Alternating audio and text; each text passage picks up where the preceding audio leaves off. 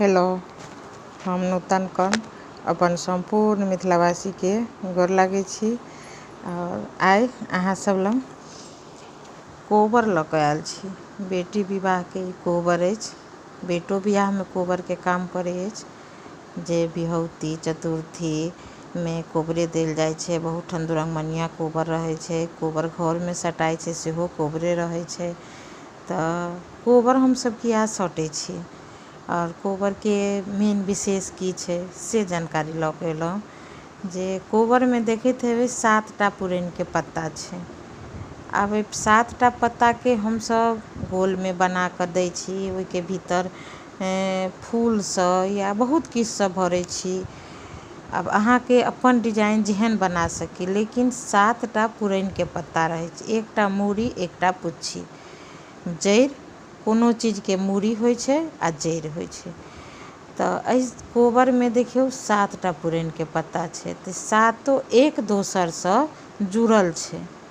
7टा पुरैन के पत्ता के मतलब भेलै जे सातो में एक दोसर सँ जुड़ल रहक चाही। ओकर ई मेन विशेष भेलै। और कोबर में 7टा जुड़ऽ के मतलब ई भेलै जे हमसब परिवार छी। अगर बियाह भऽ कऽ नैहर सँ हमसब सासुर जाय तऽ नैहरो के परिवार के जोड़ि कऽ राखी और सासुर के जे परिवार छै हम ओकरो जोड़ि कऽ राखी। नैहर और सासुर दुनू में एकटा जुड़ाव होबक चाही से दर्शाबै छै जे 7टा पुरैन के पत्ता एक दोसर में जुड़ल छथिन। ओकर बीच बाद अहाँ सब की देखबै जे जेना कोबर छै तऽ कोबर में साँप, कछुआ, बिच्छू, कमल के फूल, अहाँ के सुगा, ई सब चीज किया देल जाइ छै? आखिर ई तऽ बियाह के चीज भेलै, मोन में सोचियौ तऽ। लेकिन नहि, एकर एक एकटा के विशेषता छै। आब देखियौ माछ के धऽ लियौ, माछ देल जाइ छै। माछ एहि के लऽ कऽ देल जाइ छै जे शुभ मानल जाइ छै। अपना सब में हरेक चीज में माछ शुभ मानल जाइ छै। माछ हम देलियै। कछुआ एहि के लऽ कऽ जाइ छै जे एकटा कथा छै जे कछुआ और खरगोश में जे मतलब अथी भेलै जे हम पहुँची ओहि गाछ तर पहिले कि हम पहुँची।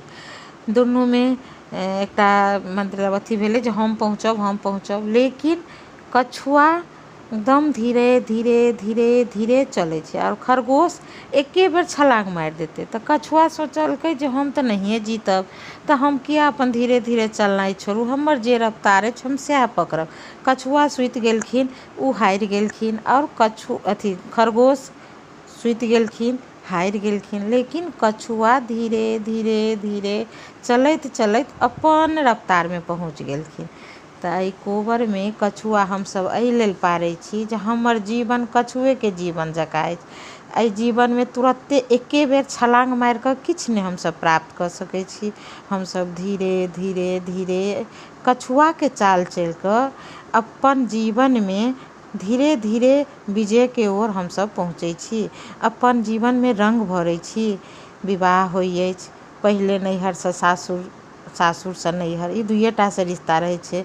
लेकिन नैहर सँ जे सासुर जाइ छी तऽ नैहरो में तऽ बहुत तरहक रिश्ता रहैए। हमरा सबके माय बाप, भाय भौजाइ, चाचा चाची, बाबा दादी सब सँ रिश्ता, सखी सहेली, गाँव घर सब सँ रहैए।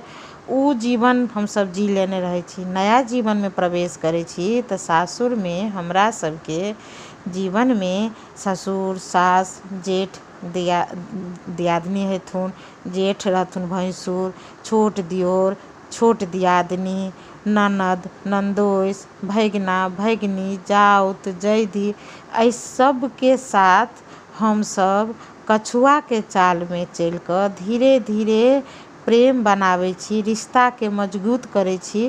ताहि के लऽ कऽ हमसब कछुआ दै छियै। बिच्छू, जीवन में जरूरी नहि छै कि हमेशा हमसब सुखे सँ रहबै। जीवन में कहियो काल हमरा सबके दुखों के सामना करऽ पड़ै छै। ताहि के लऽ कऽ एहिमे बिच्छू पारल जाइ छै, साँप पारल जाइ छै। जे कहियो काल साँप के डंक जते जहरीला नहि होइ छै, तहू सँ ज्यादा दुःख जीवन में लोक के भेटै छै। बिच्छू डसै छै, तते डंक नहि हमरा सबके जहरीला कऽ सकै। ओते जीवन में कहियो काल बहुत दुःख के सामना करऽ पड़ै छै, या तऽ अपना शरीर सँ या तऽ परिवार के कोनो दुःख सँ, कष्ट सँ। तऽ ई सबटा चीज दर्शाबै छै हमरा सबके जीवन के संघर्ष एहि कोबर में। तऽ हमरा एकटा मोन में भेल जे हम अहाँ सब लग अपन ई बात हमरा जे बुझल छला से हम कहिया कि अहाँ सब तक पहुँचाबी। हमर तऽ सब दिन से मेन उद्देश्य रहैए जे हमरा आबै अछि, जे हम किनको मुँहसँ सुनने छी, जे अपन दादी सबसँ, माँ सबसँ, हमर माँ सबसँ, माँ लग कखनो बैसै छी, कोनो तरह ज्ञान के बात रहै छै तऽ हमरा होइए कि अहाँ सब तक हम पहुँचाबी। कमल के फूल में देखैत हेबै जे कमल पानि में रहै छै, लेकिन कमल पाइने में खिलै छै, कीचड़े में खिलै छै। तऽ हमसब कीचड़ में रहियो कऽ कमल जकाँ खिलल रही, अपन परिवार की, अपन जीवन की, अपन पूरा नैहर सासुर के जे परिवार छै तेकरा हम कमल फूल के जकाँ एकदम खिलैत राखी। तऽ एही सब चीज लऽ कऽ एहिमे एक एक चीज जे देल गेल छै से हर चीज के अपन दर्शाबै छै। अहाँ देखियौ सूर्य, चंद्रमा, नव नवग्रह एहि सब के साक्षी मान कऽ विवाह में ई कोबर देल जाइ छै। बाँस में अहाँके देखैत हेबै जे बाँस में बियाहै छथिन। कोबर जे छै से और बाँस दुनू बियाहल जाइ छै, कनिया आ बर मिल कऽ बियाहै छथिन। बाँस सब अपन सबके आगाँ वंश बढ़े ताहि लऽ कऽ बाँस के चित्र देल जाइ छै, जे बाँस एकदम जरूरी छै हमरा सबके जीवन में। तऽ इएह सब चीज हमरा जेना बुझायल। और सूर्य, चंद्रमा, नव नवग्रह तऽ हमसब एहि लेल दै छी जे सब देवता के साक्षी मान कऽ हम अपन कोबर घर में अपन जीवन के पहिल शुरुआत करी। ताहि लऽ कऽ सूर्य चंद्रमा देल जाइ छथिन। शिव पार्वती अवश्य कऽ कऽ देल जाइ छनि। शिव पार्वती के जोड़ी सदैव बनल रहै, तहिना हमर सबके जोड़ी सदैव बनल रहै। हाथी पारल जाइ छै गौरी पूजा काल में, हाथी पर चढ़ि कऽ लोक कहै छै कि फन्ना हाथी पर चढ़ि कऽ गौर पूजल के कते सुंदर बर छै, कते सुंदर जोड़ी छै। तऽ हमरो जोड़ी ओहने हुए तैं दुनू प्राणी मिल कऽ हाथी पर गौर पूजैत के चित्र बनायल जाइ छै। पुरहर पातिल हर चीज देल जाइ छै, एकर एक एक चीज के विशेषता छै।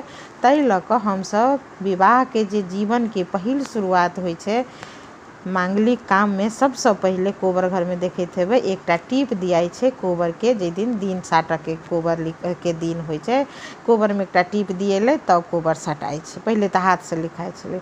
तऽ हमरा जतेक बुझल छलै अहाँ सबके कहलहुँ, एहिमे हमरा से किछु छूटल या किछु हम गलत बजलहुँ तऽ अहाँ सब जरूर कहब। और अहाँ सब गोटा के फेर से हम गोर लागै छी, अपन आशीर्वाद बनेने रहब। धन्यवाद।